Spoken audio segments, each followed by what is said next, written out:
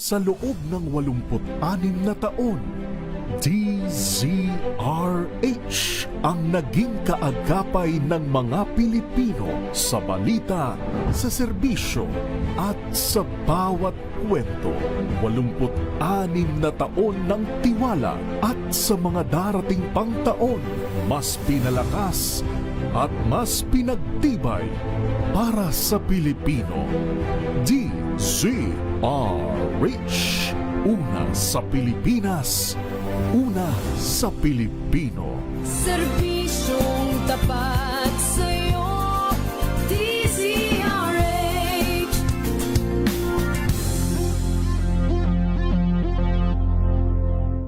Maagang balitaan, maagang usapan sa mga issue at balita. Kasama si Kuya Angelo Palmones sa Magandang Umaga Pilipinas. Mula Lunes hanggang Biyernes.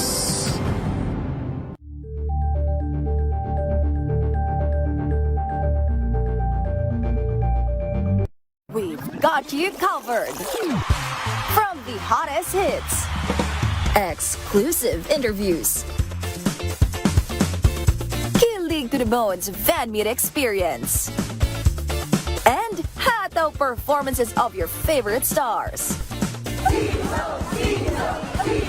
Saturdays, 12 noon, dito lang sa DZRH TV.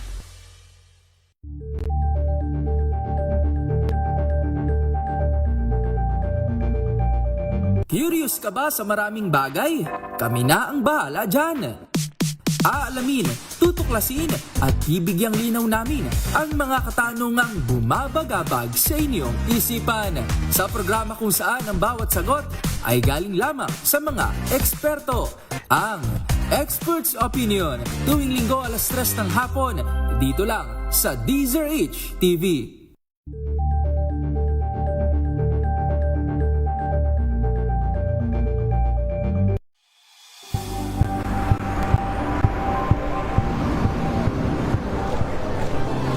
Ating mga eksperto. Dito lang sa Expert Opinion. Ito ang The Better News. TNVS. Trending and Isang kwento, iba't ibang anggulo. Dito sa Point of View. Bawat pananagutan at itatalakayin dito sa Hot Bawal Yan. Filipino, dito lang sa DZRH TV, matchable entertainment and lifestyle. Ito ang MBC TV Network News. Una sa Pilipinas, una sa Pilipino.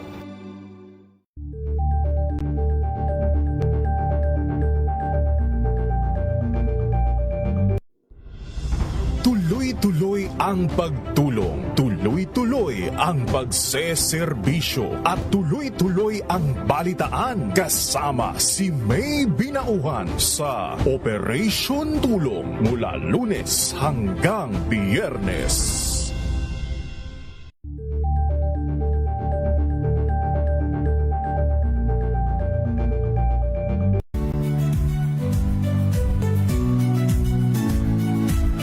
Magandang araw mga kaibigan. Ito po ang inyong balerina ng bayan, si Lisa Macuha Elizalde, na nag-aanyaya sa inyong samahan kami at ang aming mga espesyal na panauhin para sa kalahating oras ng masayang kwentuhan sa aming programang Art to Art, kung saan ang usapang sining at kultura ay para sa lahat. Huwag kaliligtaan, tuwing linggo, alas 3:30 ng hapon, dito lamang sa DZRH Radio, DZRH TV, at via online streaming.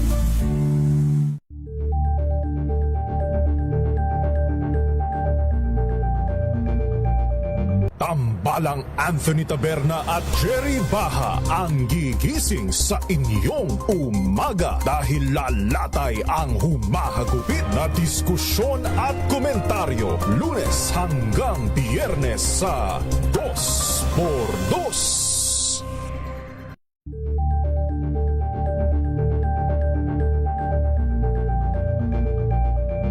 Alamin ang mga maiinit na isyung pambayan, mga balitang kailangan mong malaman, usapin sa pamahalaan, politika, ekonomiya at kabuhayan. Ito ang mga dapat mong malaman, pakialaman at pag-uusapan dahil kayo ang tinig ng mamamayan dito sa Damdaming Bayan.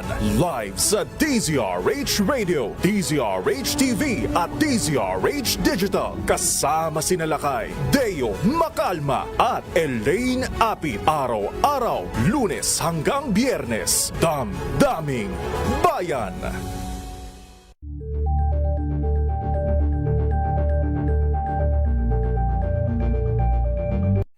Mga balitang gigising sa inyong umaga. Mga balitang kailangan mong malaman. Mapapakinggan sa ACS Balita sa 2x2. Kasama sina Anthony Taberna at Jerry Baha. Lunes hanggang Biyernes.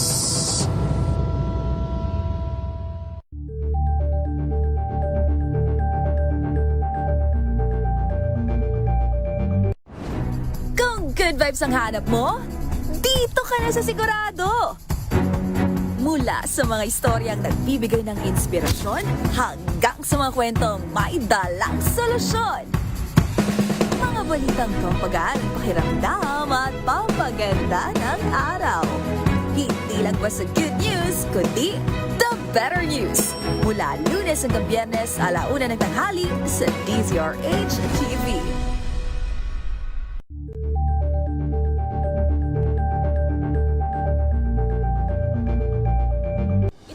Ng naitalang 17 individual na ang kanilang naaresto. Ng Metro Manila Development Authority o MMDA ang No Contact Apprehension Policy o NCAP sa Metro Manila. Sa ilang mga dokumento ay peke. Hindi rin legal ang employment na ipinangako sa kanila. Sa mata ng batas, mananagot ang sangkot at may sala. Dahil sa bawat paglabag, may karampatang parusa. Alamin ang mga pananagutan sa likod ng mga bawal. Dito sa Hoy! Bawal Yan! Tuwing Sabado, 11:30 ng umaga. Dito lang sa DZRH TV.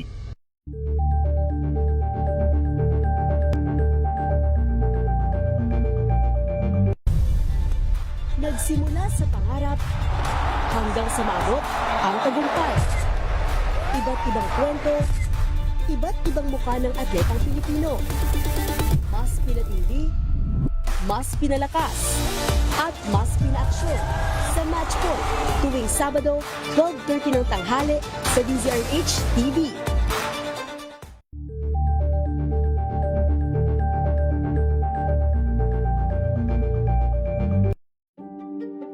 Buklatin ang mga pahina. Pakinggan ang boses ng lipunan. Tunghayan ang mga issue mula sa ibang katayuan. Nakakalungkot kasi deserve ba namin ng ganito? Na hindi nila alam kung ano talaga yung kanilang mga karapatan. Yung gobyerno, tinulungan nila yung kanilang magsasaka. Pinapatahimik tayong lahat using various laws. Through education, kayang-kaya nating baguhin yung ganitong klaseng pag-iisip. Isang kwento, iba't ibang anggulo. Dito, sa Point of View.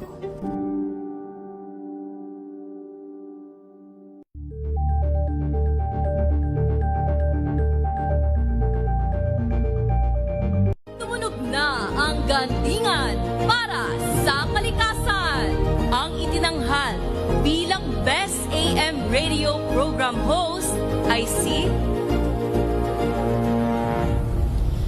Cesar Chavez para sa special on Saturday ng DZRH.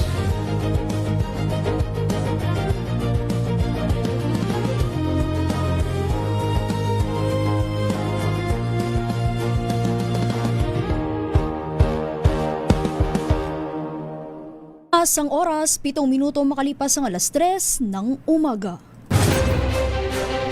Saan man mangyari ang balita, Luzon, Visayas at Mindanao, hagip ng balitang Prompting Kinalap ng buong puwersa ng MBC Media Group mula Aksyon Radyo, Radyo Natin Nationwide at DZRH, Provincial at Regional Correspondents. Balita Promdi kasama si Kises Habson.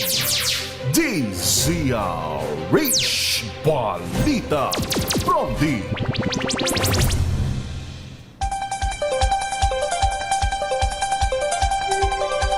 Magandang umaga Luzon, Visayas, Mindanao, Pilipinas.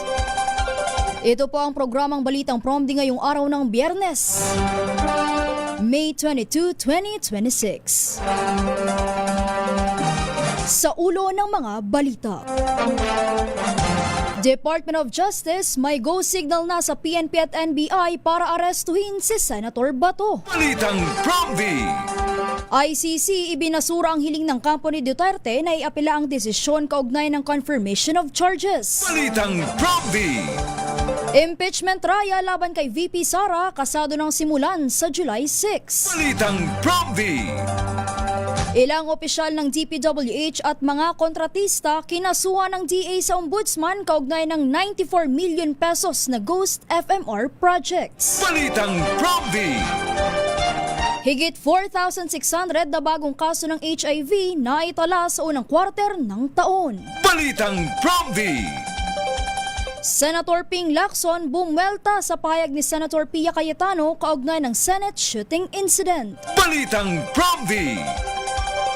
At 2 patay, isa sugatan sa pamamaril sa Tagum City. Balitang Promdi! Yan ang ulo ng ating mga balita sa programang Balitang Promdi ngayon pong araw ng Biyernes. Sa ngalan po ni Kisa Sabson, ako ang inyong makakasama, Ara Espiritu. Para sa DZRH, una sa Pilipinas, una sa Pilipino.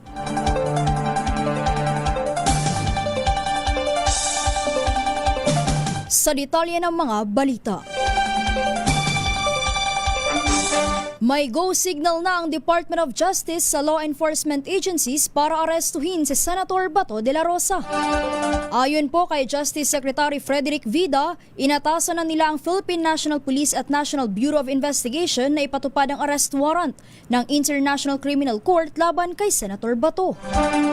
Paliwanag ni Vida, ito'y dahil maituturing na valid ang arrest warrant na inilabas ng ICC laban kay De La Rosa na umano'y isa sa co-perpetrators ni dating Pangulong Rodrigo Duterte sa kasong Crimes Against Humanity.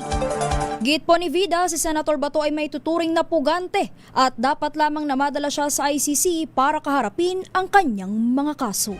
Balitang Promdi!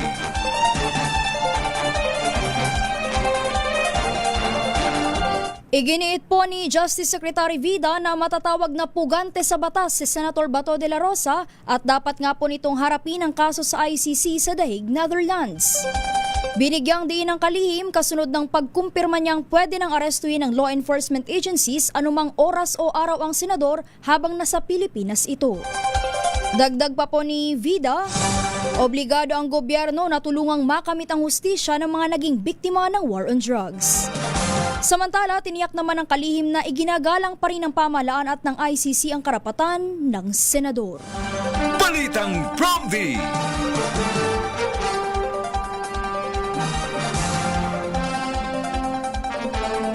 At sa kaugnay nga pong balita, nagbabala po ang DOJ na mahaharap sa legal consequences ang sinumang magtatangkang tumulong o protektahan si Senator Bato de la Rosa. Ayon po kay DOJ Secretary Frederick Vida, valid ang arrest warrant na inisyu ng ICC kaya anumang pagkakanlong kay Senator Bato ay may kaakibat na parusa hindi lamang po sa batas sa bansa kundi maging sa ilalim ng international legal frameworks. Samantala, nilinaw naman po ni Vida na ang implementasyon ng ICC warrant ay hindi pamumulitika, kundi pagtupad lamang sa state obligations. Gate ni Vida, tungkulin ng pamahalaan na suportahan ang pamilya ng mga biktima ng extrajudicial killings at tiyakin na makakamit nila ang hustisya kung saan bahagian niya nito ang pag-aresto kay De La Rosa. Balitang Promdi!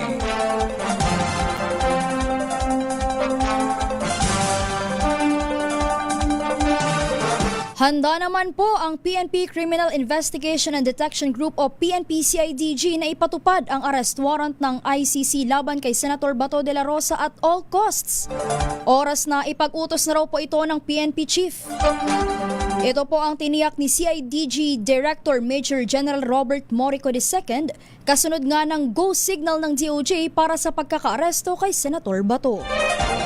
Ayon po kay Morico, sa ngayon ay hinihintay na lamang nila ang direktang utos ni PNP Chief General Jose Melencio Nortates Jr. bago sila mag-deploy ng mga tauhan. Gate ni Morico, ipakakalat nila ang buong unit ng CIDG sa bawat rehiyon at mga lalawigan at tiniyak po na susundin ng mga ito ang international humanitarian law at police operational procedure. Balitang Prompty!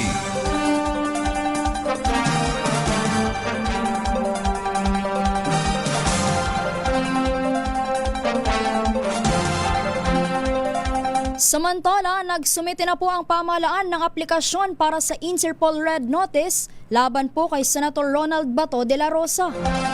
Ayon po kay Department of Justice spokesperson Polo Martinez, kabilang ito sa mga legal na hakbang na maaaring gamitin ng gobyerno upang mahanap at maaresto ang senador saan mang bahagi ng mundo. Nilinaw naman ni Martinez na hindi maaaring mag-issue ng hold departure order laban kay De La Rosa dahil wala namang kinakaharap na kaso sa mga lokal na korte sa Pilipinas ang senador. Gayunman, isinailalim na rin aniya si De La Rosa sa Immigration Lookout Bulletin Order matapos nga ang kanyang lihim na pag-alis sa Senado. Balitang Prompty! Samantala, labas muna po tayo ng himpilan. Punta po tayo sa Pangasinan. Isa raw pong 58 years old na laborer na aresto sa buy-bust operation ng PNP sa Urdaneta. Pakinggan natin ang report ni RH38, Freddy Fardo. Nasa kustodiya ng Urdaneta City Police Station ang isang 58 anyos na lalaki, laborer na residente ng Zone 5 Barangay Poblasyon matapos itong magbenta ng isang plastic sachet na naglalaman ng hinihinalang shabu na tumitimbang ng 1 gramo na may street drive price na 6,800 pesos sa pulis na nagkunyaring bayar at agad itong inaresto. Batay sa ulat ni Urdaneta City OIC Chief of Police Lieutenant Colonel Renwick Alamay, nagsagawa ng operasyon ng kanyang mga tauhan sa City Drug Enforcement Team alas 5:45 ng madaling araw sa Sunuan, Barangay Nankayasan, Urdaneta City matapos silang makipag-ugnayan sa PDEA Regional Office 1 na nagresulta ng pagkadakip sa suspect na ngayon naharap sa kaso ng paglabag sa Republic Act 9165, Comprehensive Dangerous Drug Act of 2002.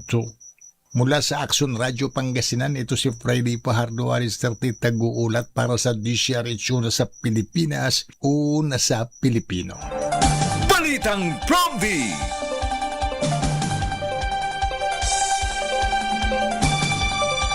Maraming salamat, Freddy Fardo. Patuloy po tayo sa ating balitaan. Ibinasura po ng International Criminal Court to ICC Pre-Trial Chamber 1 ang hiling ng defense team ni dating Pangulong Rodrigo Duterte na iapela ang desisyon ng hukuman kaugnay ng confirmation of charges sa kasong crimes against humanity laban sa kanya.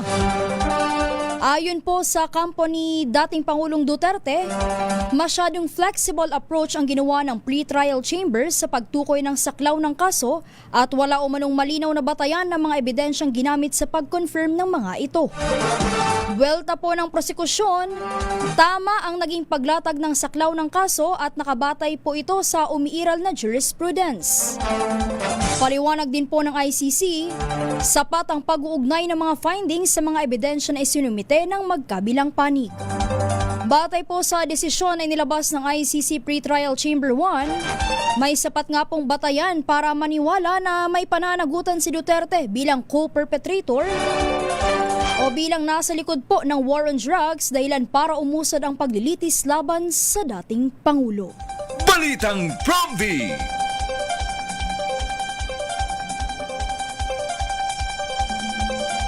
Ang ating pong oras, 3:17 ng umaga. Kinumpirma naman po ng International Criminal Court o ICC Registry na nagkaroon ng ilang insidente na natumba si dating Pangulong Rodrigo Duterte sa loob ng ICC Detention Facility sa The Hague, Netherlands. Gayunman, nilinaw po ng ICC na rare episodes o ilang pagkakataon lamang ito at hindi na nangyari pa sa nakalipas na 30 araw. Ayon sa ICC Registry, nagkaroon na ng adjustment sa piitan ni Duterte sa ICC, gayon din po sa visiting rooms para mas malayang makagalaw ang dating Pangulo. Sabi pa ng ICC, sa mga pagkakataong natumba o bumagsak si Duterte ay mabilis namang rumisponde ang kanilang mga staff at agad itong isinailalim sa medical assessment. Balitang Promvi!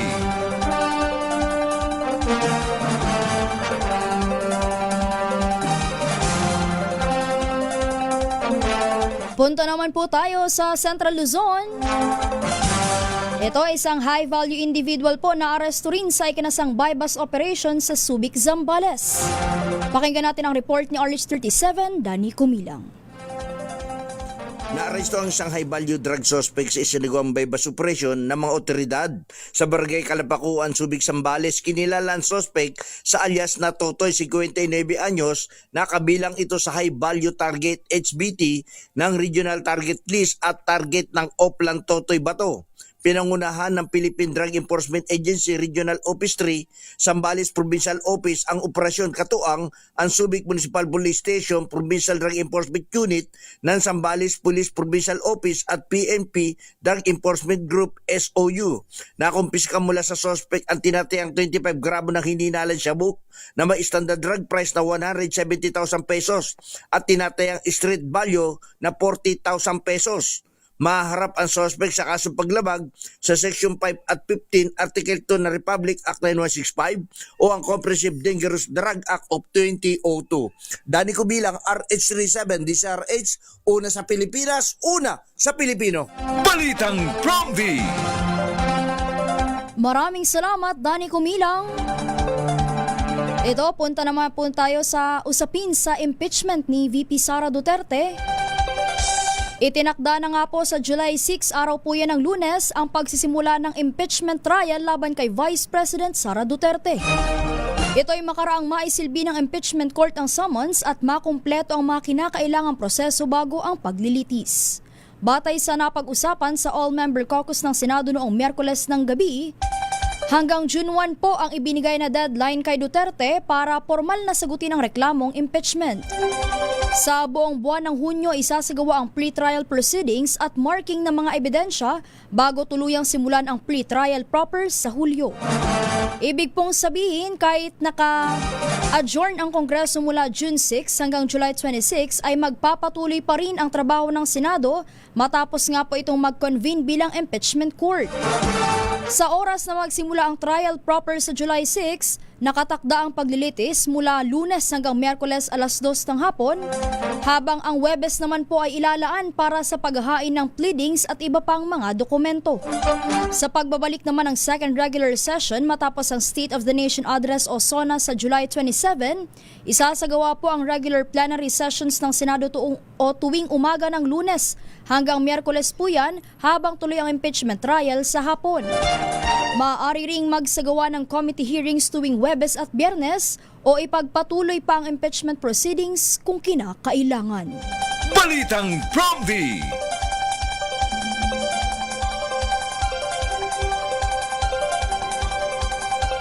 At kaugnay nga po niyan, maaaring piliin ng kampo ni Vice President Sara Duterte na huwag siyang personal na humarap sa impeachment trial bilang bahagi umano ng kanilang legal strategy upang makontrol ang takbo ng naratibo ng paglilitis. Ito po ang pananaw ni Paulo Emmanuel Tamase, Associate Dean at Assistant Professor ng University of the Philippines College of Law. Sa isa pong panayam, sinabi ni Tamase na maliban kay dating Chief Justice Renato Corona, karamihan po sa mga opisyal na naharap sa impeachment trial noon ay piniling wag dumalo ng personal sa mga pagdinig. Naniniwala naman si Tamase na sa 4 na articles of impeachment laban kay VP Sara, ang Article 2 na may kinalaman po sa unexplained wealth ang may pinakamalakas na basihan. Paliwanag niya, malinaw at dokumentado umano ang usapin dahil nakabatay ito sa SALN at sa mga naging pagdinig sa Kamara kung saan wala umanong naibigay na sapat na paliwanag ang kampo ni Duterte. Balitang Promvi! Punta naman po tayo sa Negros Island Region.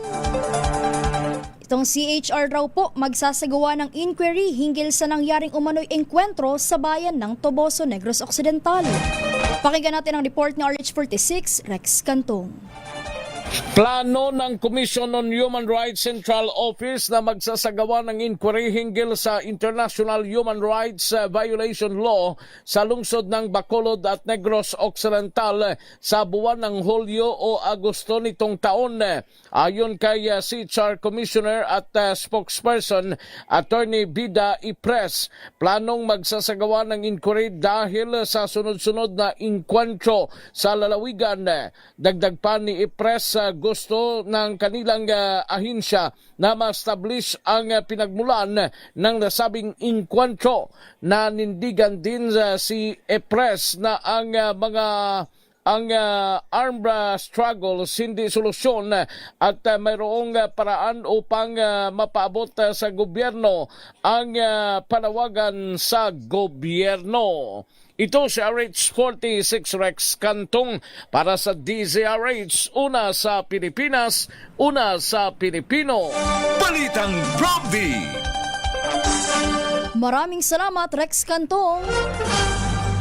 Samantala, kinontra naman po ni Lead Impeachment Prosecutor Representative Jervil Luistro ang ipinapanukalang payagan ang Senator Judges na lumahok o bumoto online sa impeachment trial laban kay VP Sara Duterte. Ginawa po ni Luistro ang pahayag makaraang ilutang ni Senator Rodante Marcoleta ang impormasyon na posibleng payagan umano si Senator Bato de la Rosa na makibahagi at bumoto sa impeachment trial via Zoom. Ayon po kay Luistro, ang bigat ng gagawing proceedings ay nangangailangan ng personal na presensya ng mga magsisilbing hukom sa buong proseso ng paglilitis. Git ni Luistro, mahalagang personal na makita at mapag-aralan ng Senator Judges ang mga testigo, dokumento at iba pang ebidensya na ipepresenta sa impeachment court. Critical na hakbang aniya ito lalo na sa pagkilatis sa mga tatayong witness para mabusisi ang kanilang kredibilidad at pagiging totoo sa buong trial. Balitang Bromby!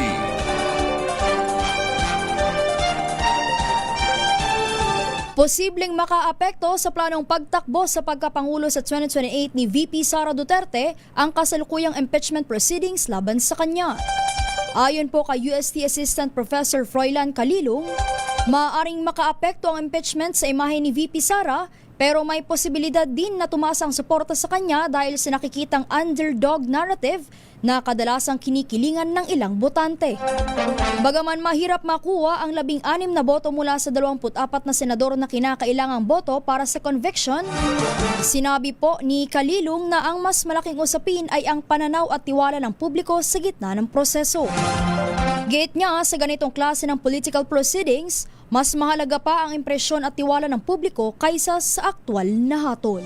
Balitang Bromby!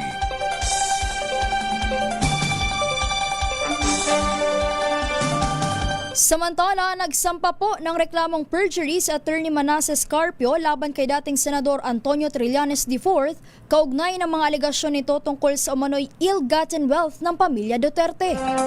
Sa 11 pahinang reklamo po na inihain sa Pasig Prosecutor's Office, sinabi po ni Carpio na naglalaman umano ng false, malicious, perjurious at defamatory at black propaganda ang sinumpang salaysay at testimonya ni Trillanes sa pagdinig ng House Justice Committee.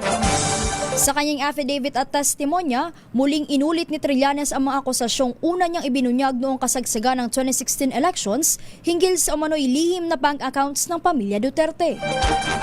Ayon pa kay Trillanes, umaabot umano sa 100 o higit 111 milyon pesos ang laman ng lahat ng bank accounts na iniuugnay kina Duterte at Carpio mula noong April 2016.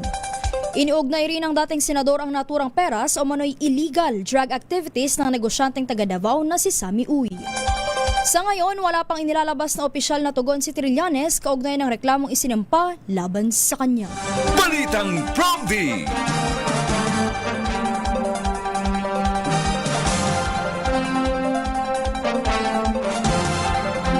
Punta naman po tayo sa Western Visayas. Ito, magkakaibigan raw po na pumunta sa sayawan, pinagsasaksak sa Dumangas, Iloilo. Pakinggan natin ang report ni Jocelyn Maque. Isa ang patay at isa ang sugatan sa pananaksak sa labas ng sayawan sa barangay PD Monforth North, Dumangas. Ayon kay Police Corporal John Ray Rubito, investigador ng Dumangas Municipal Police Station, fiesta sa nasabing lugar kaya pumunta ang magkaibigan na alias John at alias Rome. Pero nang lumabas sa sayawan ng dalawa, nagkita sila ng mga suspect na sina alias Kumpol at alias G hanggang sa may nangyaring komosyon. Dito na nagkainitan at nauwi sa pananaksak sa magkaibigan.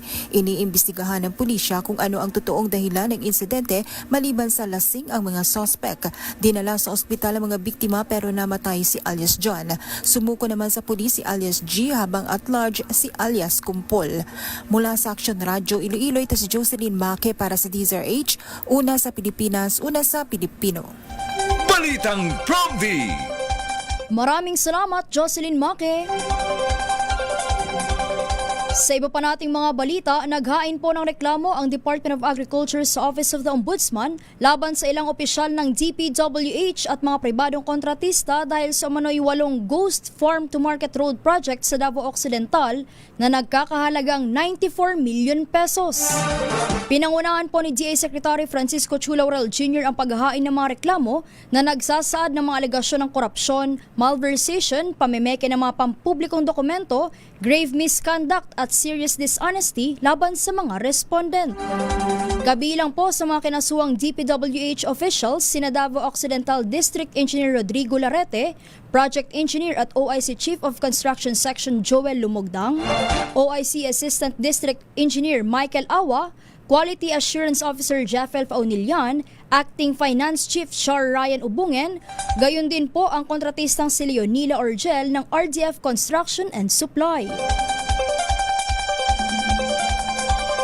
Git po ni Chu Laurel, nagsabwatan umano ang mga respondent upang magsumite ng mga pinekeng statements of work accomplished, certificates of payment, project status reports at disbursement vouchers para palabasing natapos sa mga proyekto at makakuha ng bayad para naman sa mga FMR project na hindi naman naipatupad. Pagtitiyak po ng DA Secretary, hindi sila titigil hanggat hindi napapanagot ang lahat ng sangkot sa katiwalian. Balitang Promdi. Pinagpapaliwanag ng Office of the Ombudsman sa Senator Francis Cheese Escudero sa mga alegasyong nag-uugnay sa kanya sa kontrobersya ng flood control projects. Ayon po kay Assistant Ombudsman Miko Clavano, nasa preliminary investigation stage na ang kaso laban kay Escudero at hinihintay na lamang ng panel ang kanyang counter affidavit upang may pagpatuloy ang investigasyon. Si Escudero ay posibleng maharap sa mga kasong plunder, graft at bribery na may kinalaman sa issue ng national budget at flood control controversy matapos siyang idawit ni dating DPWH USEC Roberto Bernardo. Samantala, sinabi rin po ni Clavano na nasa preliminary investigation na rin ang mga alegasyon laban po kay dating House Speaker Martin Romualdez kaugnay ng umano'y money laundering at iba pang anomalya sa flood control projects. Balitang Promdi. Labas po tayo muli ng himpilan, punta po tayo sa Eastern Visayas. 4 na pong distressed OFWs nakauwi na raw po dyan sa Tacloban. Pakinggan natin ang report ni RH32 Jimmy Angay-Angay. Umabot na sa karagdagan 4 na po ang mga distressed OFWs na umuwi sa Tacloban mula sa iba't ibang bansa sa Middle East ayon sa Overseas Workers Welfare Administration Tacloban. Dahil dito umabot na sa 255 kabuuang bilang ng OFWs ang tinulungan ng ahensya sa ilalim ng kanilang Livelihood Assistance Program upang makapagsimula muli ng kabuhayan sa Pilipinas. Ayon kay Karel Lynn Delmo Abrillo, Labor Communication Officer ng OWA Tacloban, patuloy ang koordinasyon ng ahensya sa mga lokal na pamahalaan upang agad mabigay ang kinakailangan tulong sa mga umuwing manggagawa. Marami sa mga OFWs na wala ng trabaho nakaranas ng kakulangan sa sahod sa Middle East kaya napilitan silang umuwi sa bansa. Para sa ilang returnees, hindi madali ang muling pagsisimula. Wala silang kasiguruhan kung saan kukuha ng panggastos pero umaasa sila sa tulong ng gobyerno makapagsimula sa kanilang hanap buhay. Patuloy naman hinikayat ng OWA Tacloban ang mga nangailangan ng tulong na makiugnayan sa kanilang opisina upang makakuha ng kaukulang serbisyo at suporta. Samantala na natiling prioridad ng ahensya kapakanan mga OFW na napiktuhan ng crisis sa abroad. Mula dito sa DYVL Action Radio Tacloban, ito si Arstradito Jimmy Angay-Angay para sa DZRH, una sa Pilipinas, una sa Pilipino. Balitang Promdi! Maraming salamat, Jimmy Angay-Angay. Patuloy po tayo sa ating balitaan. May natuklasan raw po ng mga irregularidad ang Office of the Ombudsman sa SALN ng ilang miyembro ng Kamara na nadadawit sa kontrobersiya ng flood control projects. Ayon po kay Assistant Ombudsman Miko Clavano, lumitaw ang mga irregularidad matapos busisiin ng mga investigador ang SALN ng mga mambabatas at isinailalim din ngayon sa lifestyle check.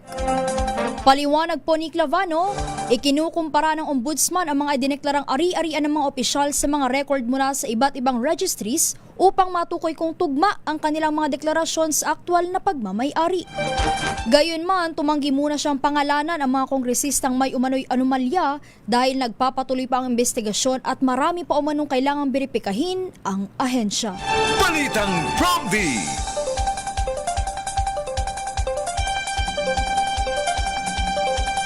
Nagbabala naman po ang Department of Health o DOH sa pagtaas ng kaso ng Human Immunodeficiency Virus o HIV sa unang 3 buwan ng taong 2026.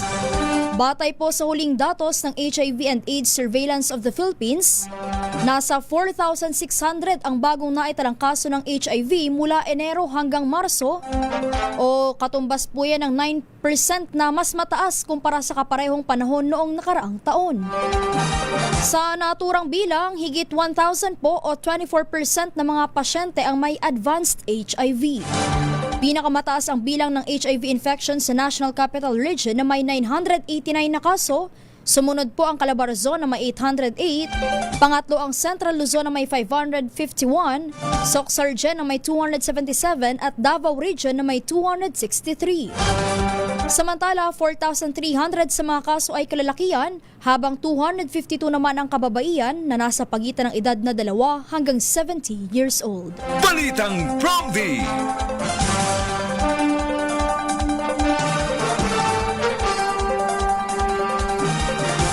Muli naman pong nakabawi ang piso kontra dolyar. Ayon po sa Bankers Association of the Philippines, nagsara ang palitan sa 61 pesos and 58 centavos kada US dollar kahapon araw ng Huwebes. Mas malakas ito kaysa sa 61 pesos and 74 centavos na naitala noong Miyerkules. Balitang Promdi! Labas po tayo muli ng himpilan. Punta po tayo sa Northern Samar. Nasa 300 solo parents raw po ang tumanggap ng tulong mula sa iba't ibang opisina ng gobyerno. Pakinggan natin ang report ni RH34 Jane Galit Bantayan. Nakakatanggap ng tulong at serbisyo mula sa iba't ibang opisina ng pamahalaan ang 300 na mga solo parents mula sa iba't ibang bayan dito sa lalawigan ng Northern Samar sa ginanap na pagtitipon sa isang aktibidad ng summit ng nasabing mga solo parents. Tiniyak ng provincial government ayon kay Northern Samar Governor Harrison Chuan ang suporta. Ang nasabing summit ay isang one-stop event para sa pagbibigay ng serbisyo at programa mula sa iba't ibang ahensya ng pamahalaan. Bahagi ng aktibidad ang pamamahagi ng ayuda sa bawat solo parents. Tumanggap ang mga ito ng 5 kilong bigas, binhi, information, education at communication materials. Nabigyan ng panahon na makapagrehistro sa PhilHealth Yakap. Maliban sa ayuda, tumanggap rin ang mga ito ng serbisyo ng employment-related assistance, legal services, barangay micro-business enterprise at iba pa. Ang aktibidad ay inorganisa mismo ng provincial government sa pamamagitan ng Provincial Social Welfare and Development Office at partner agencies ang DSWD, TESTA, Bureau of Internal Revenue at iba pang government agencies na nagbigay ng oportunidad sa mga participating solo parents. Mula sa Action Radio Katarman, Arts 34 Jane Galit Bantayan ng DZRH. Una sa Pilipinas, una sa Pilipino. Balitang Promdi! Maraming salamat, Jane Galit Bantayan. Pansamantala naman pong isasara ang emergency room ng Ospital ng Maynila mula May 24. Araw ho yan ng Linggo. Hanggang raw po sa June 1 para sa malawakang pagsasaayos nito. Ayon po kay Mayor Isko Moreno, Dadalhin muna sa 6 na LG Run Hospital sa lungsod ang mga pasyenteng mangangailangan ng agarang atensyong medikal sa panahong ito. Dahil dito, humingi po ng paumanhin at pakikiisa ang pamahalaang lungsod ng Maynila sa lahat habang inaayos ang ospital para na rin sa mas ligtas at maaasahang serbisyong medikal. Balitang Promdi!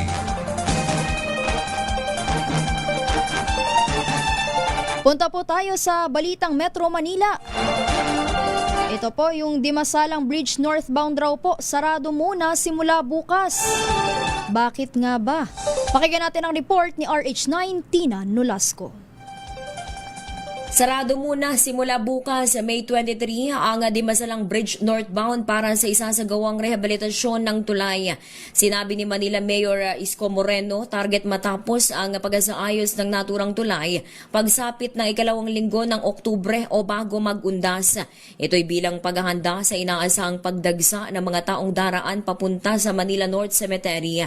Bunsod dito pinapayuhan ng alkalde ang publiko at mga motorista na simula bukas, din ang mga alternatibong ruta na inilatag ng Manila Traffic and Parking Bureau upang maiwasan ang matinding pagisikip ng daloy ng trapiko.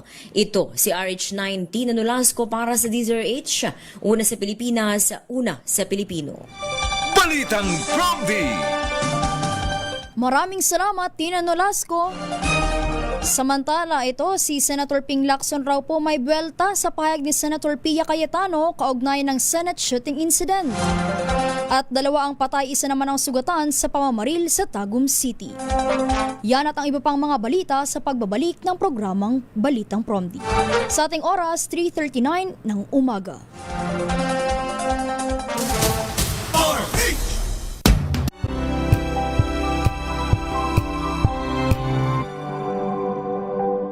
Abangan this Saturday. Hi, this is Happy C and you're watching Scene Zone. Mga revelation ng nag-iisang inang reyna ng K-pop. We announced 7 p.m. show. 6:30 na, walang tao sa buong Araneta. Mamatay-matay ako. Parang every show naman. Except yung mga ano. Hindi ako na. Really am so against ticket scalping. Sobrang ganda. Nakalimutan ko i-press record. Anong sagot mo sa mga mahilig manghingi ng ticket? Okay. Alas 12 ng tanghali, dito lang sa DZRH TV.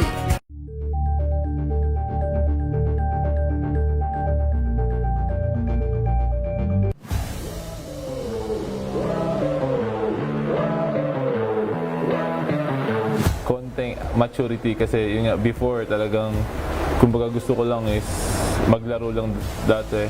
Kumbaga kahit anong mangyari, at least basta naglalaro ako ganun. Pero ngayon siyempre, isipin mo na yung long time, like kailangan namin manalo muna para like maganda yung itakbo ng team namin. Meron pa bang mas mahalaga sa buhay mo aside from basketball? Ano pa yung mga bagay na pinaprioritize mo? Siyempre, family ko. Kasi sila naman yung number one kung bakit ako naglalaro ng basketball. Mas maganda kung one franchise lang ako lalaro. Yun yung pangarap ko. Hi, ako si Justin Arana, isang professional basketball player para sa Converge Fiberxers.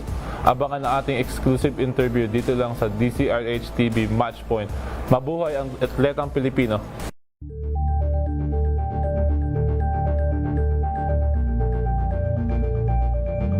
Maagang balitaan, maagang usapan sa mga issue at balita. Kasama si Kuya Angelo Palmones sa Magandang Umaga Pilipinas. Mula Lunes hanggang Biyernes.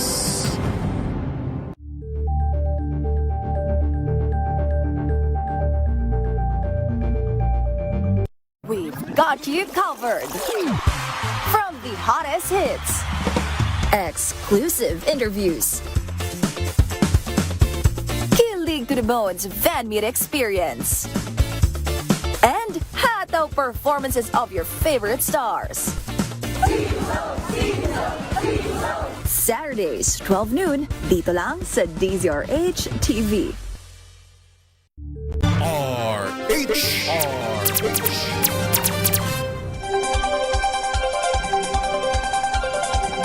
Nagbabalik po ang programang Balitang Promdi sa oras na 3:42 ng umaga. Patuloy po tayo sa ating balitaan. Puspusan na nga po ang paghahanda ng Department of Public Works and Highways para sa nalalapit na panahon ng tag-ulan.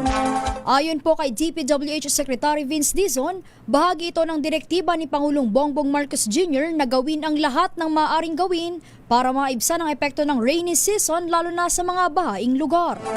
Kabilang po sa paghahanda ang pagsasaayos ng mga drainage system, pagsasagawa ng dredging operations at paglalagay ng mobile tanks. Paglilinaw ng kalihim, ang ganitong paghahanda ay para lamang sa mga ordinaryong mga pag-ulan. Kailangan aniya ng iba pang mga proyekto tulad ng paglalagay ng detention basin para sa mga malalakas na paghagupit ng bagyo tulad ng bagyong Undoy. Balitang Promdi.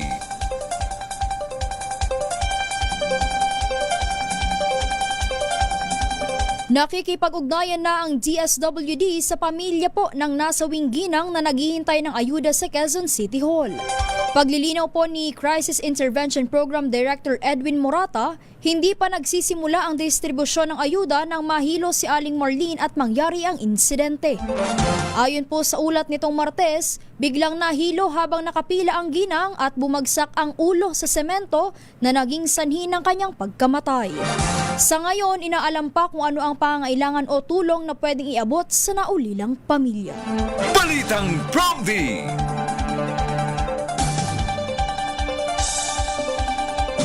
Ito po, nasapol raw po ng pinakamainit na heat index na 51 degrees Celsius ang Cuyo, Palawan.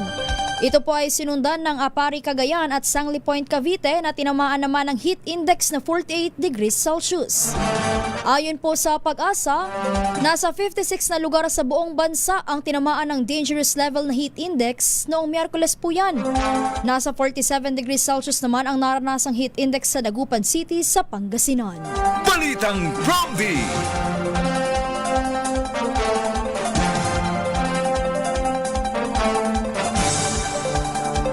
Ito po, good news. Good news nga ba sa mga alipin ng salapi?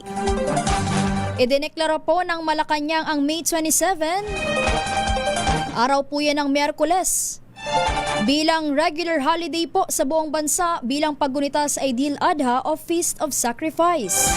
Ito po ay sa bisa ng Proclamation No. 1264 na inilabas ni Pangulong Bongbong Marcos Jr. kahapon, araw ng Huwebes. Kasunod po ito ng rekomendasyon ng National Commission on Muslim Filipinos na ideklarang national holiday ang nasabing petsa alinsunod po sa Islamic Lunar Calendar. Balitang Promdi.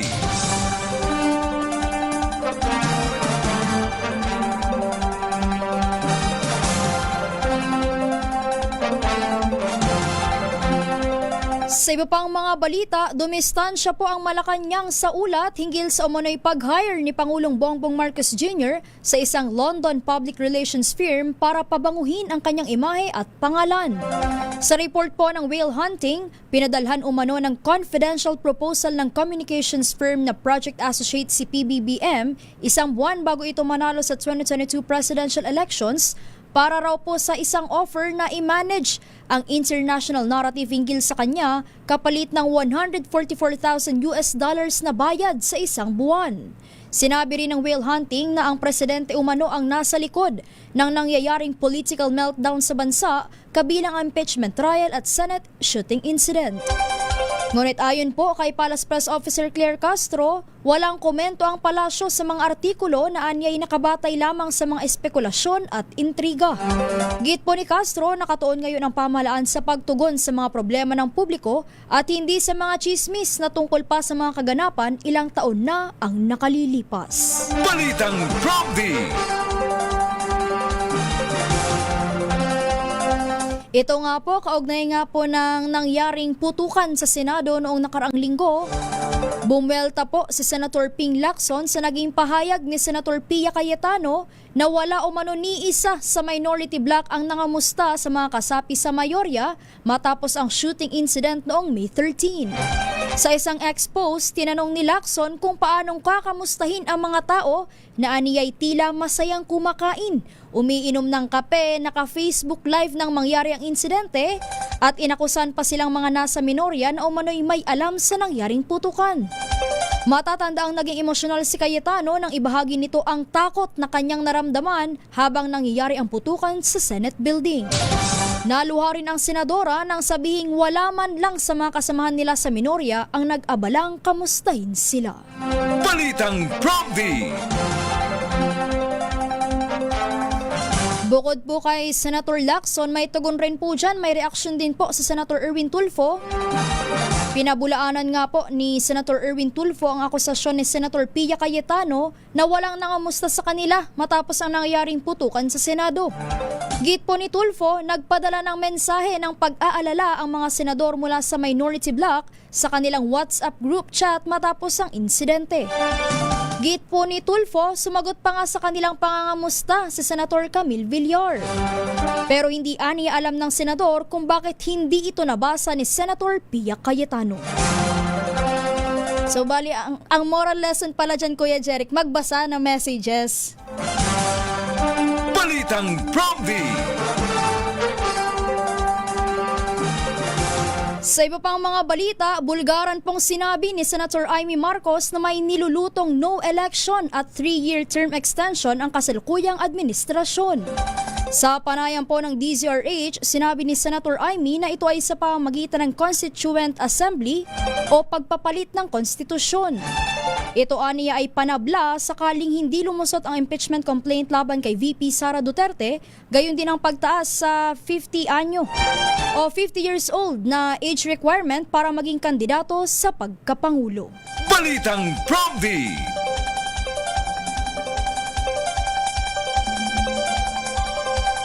Nilinaw naman po ni Senator Amy Marcos na hindi sumagi sa kanyang isipan ang posibilidad na maging vice presidential candidate ni VP Sara Duterte matapos raw pong lumitaw sa mga survey para sa 2028 election.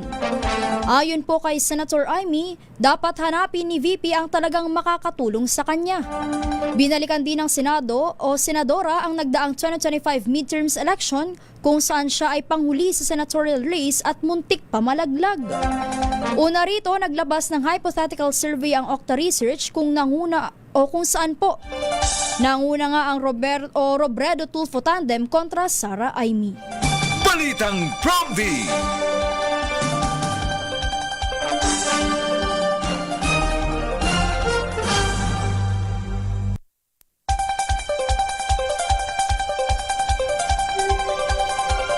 Kumpiyansa po si Senator Amy Marcos na solidong-solido ngayon ang Senate Majority Bloc sa Senado.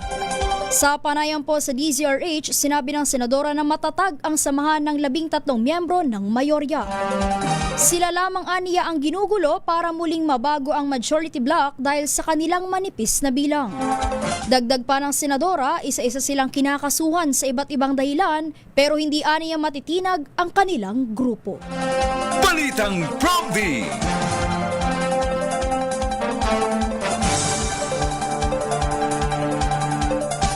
Mariin naman pong itinanggi ni dating Senate President Tito Soto ang aligasyon nga ni Senator Amy Marcos na mayroon daw pong kasunduan ang ilang senador at ang Kamara para isulong ang charter change sa pamamagitan ng Constituent Assembly o CONAS. Ayon po kay Soto, bagaman may narinig siyang mungkahi na buhayin muli ang usapin ng pag-amenda sa konstitusyon, nananatili lamang umano itong isang ideya dahil mahirap naman itong maisakatuparan.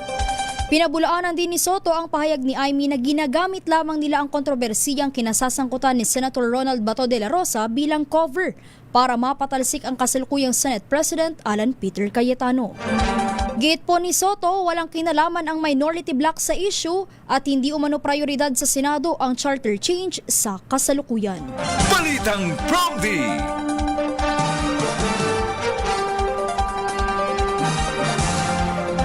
Ito, nakahinga raw po ng maluwag si Senator Ping Lacson nang mapalitan na siya bilang chairman ng Senate Blue Ribbon Committee.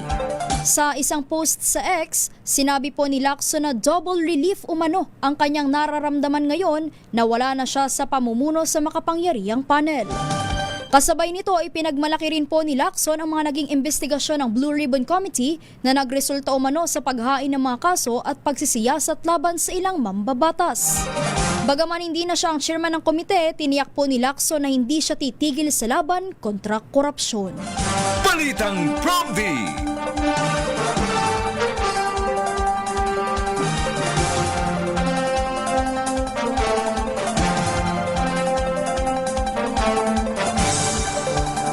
Samantala, 2 naman po ang patay habang isa ang sugatan sa insidente ng pamamaril sa barangay Apocan, Tagum City sa Davao del Norte. Ayon po sa Tagum City Police, nangyari ang insidente dakong 4:45 ng hapon nang makita ang mga biktima na may mga tama ng bala sa kanilang katawan. Isinugod po sa ospital ang mga biktima, subalit idineklara ring dead on arrival ang dalawa habang patuloy namang ginagamot ang isa pang sugatan. Kinilala po ang mga biktima sina alias Ronel, alias Annalyn at Ronnie na pawang mga residente ng Davao City. Lumalabas po sa investigasyon na hinabol ng mga armadong sospek ang sakay ng 2 motorsiklo ng mga armadong sospek raw po na sakay ng 2 motorsiklo ang sinasakyang tricycle ng mga biktima at sunod-sunod na pinaputukan ng baril at mabilis na tumakas. Nakuha po sa lugar ng krimen ang 16 na mga basyo ng bala at isang live ammunition ng caliber 45 habang patuloy ang investigasyon sa posibleng motibo ng pamamaril. Balitang Promdi.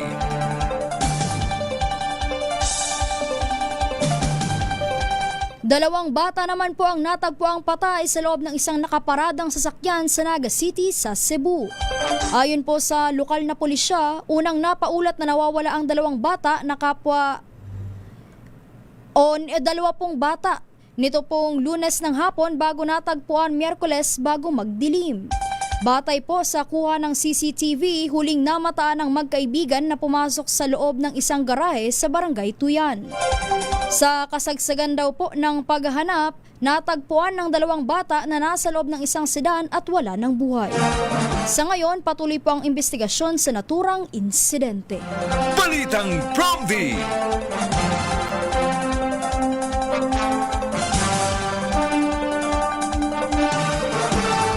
Arestado naman po ang isang babaeng nasa likod ng pambubugaw sa 5 individual, kabilang po ang 3 menor de edad sa Zamboanga City.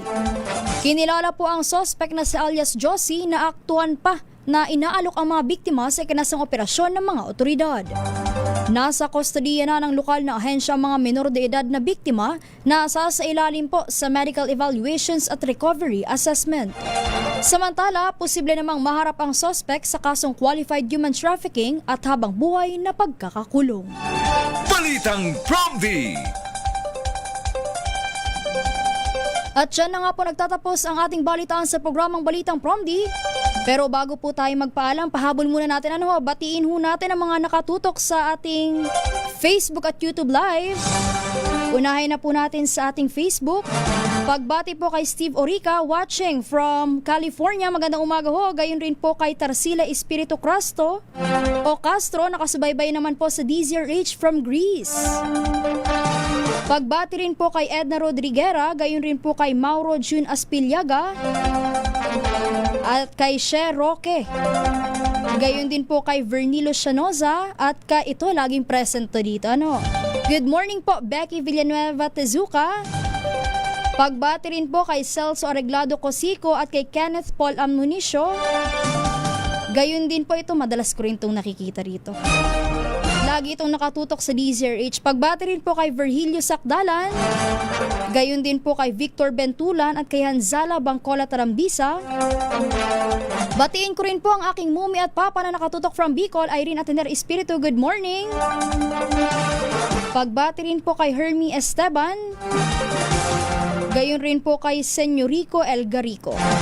Sa mga hindi po natin nabati, babawi ho tayo sa Lunes kasi Friday nga pala ngayon. Happy weekend everyone! Susunod na po ang programang Magandang Umaga Pilipinas, kasama naman po si Kong Angel Palmones. Ako po ang inyong nakasama, Ara Espiritu, para sa DZRH, una sa Pilipinas, una sa Pilipino. Pilipinas ang oras, 4 na minuto bago mag 4:00 ng umaga.